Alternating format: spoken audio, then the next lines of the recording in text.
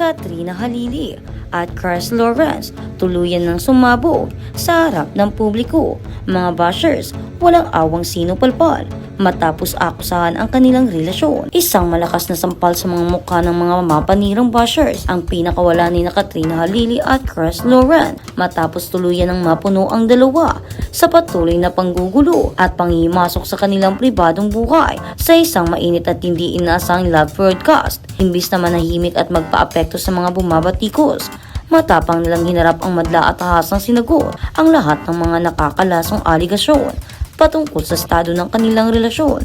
Ang kalmadong pananalita ngunit may diin sa bawat salita ay nagpapatunay sa luma na hindi na sila papayag na tapakan ng kahit na sinong walang magawa sa buhay kundi manira ng kaligayahan ng iba. Ang insidenteng ito ay nagpasiklab ng panibagong apoy sa social media kung saan pinagpipistahan na naman ng buong bayan ang mga lihim at katotohanang matagal ng pilit na ibinabaon sa limot. Hindi na nagpaligoy-ligoy pa si Katrina nang diretsahin niyang patamaan ang mga basher na walang tigil sa paghahanap ng butas sa kanilang samahan. Sa halip na magalit, gumamit siya ng kakaibang strategiya ng reverse psychology sa pamamagitan ng pag-uudyok sa mga ito na ipagpatuloy ang kanilang pambabatikos kung doon talaga sila sumasaya. Ayon pa sa aktres, nakakaawa ang mga taong ang tanging nagpapasaya sa kanilang malungkot sa buhay ay ang manira ng iba. Sinang-ayunan naman ito ni Chris na idinagdag pang baka kung walang tigil ang paninira ng mga ito ay dahil ito na ang pinagkakakitaan nila.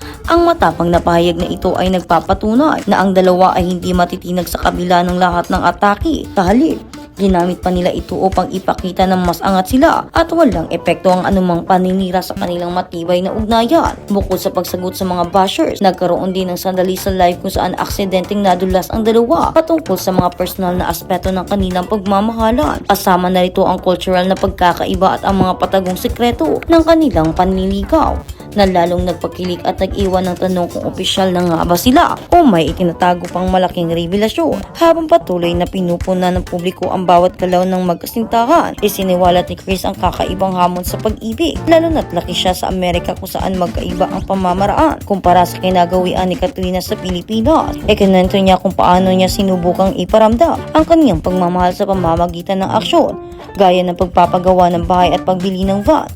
Ngunit napagtantong kailangan niya ring magsalita at gawing opisyal ang lahat sa mata ng lipunan. Ang revelasyong ito, lalo na ang tungkol sa mga napornadang plano sa Hong Kong at ang madamdaming handwritten letter na nagsabing pamalit, ay nagpapakita ng lalim ng kanyang sakripisyo at dedikasyon na malinaw na sinagot naman ni Katrina sa pamamagitan ng patuloy na pagtawag sa kanya ng dada o bibi. Sa huli, ang matinding pag-ayos at pagtatanggol ni Katrina at Chris sa sandaling iyon ng kanilang relasyon ay malinaw na mensahe sa lahat na sa kabila ng lahat ng bashers at chismis, mas pinipili nilang ipaglaban ang isa't isa, handang harapin ang mundo ng magkasama at hindi kailanman magpapatinag sa ingay na sinusubikang sumira sa kanilang kaligayahan.